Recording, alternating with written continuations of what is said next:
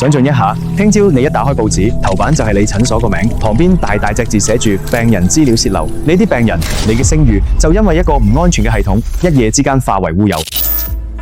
你有睇過呢啲新聞嗎？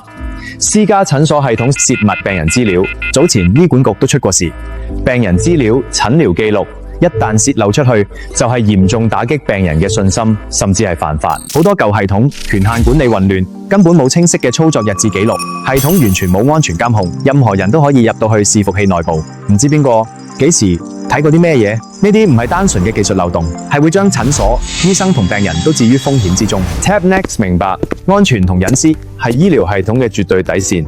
我哋由設計第一日開始，就根據 ISO 27001資訊安全管理框架，將權限牢牢交翻俾管理層。任何一次訪問、修改都有全面可控嘅日誌，確保醫療系統受到保護。就算遇到巡查都唔使驚。唔好等到出事先開始重視數據安全，用真正達標嘅系統守護你嘅病人同埋你嘅聲譽。搵我哋 Tapnext，香港私家醫院首選 AI 影像平台。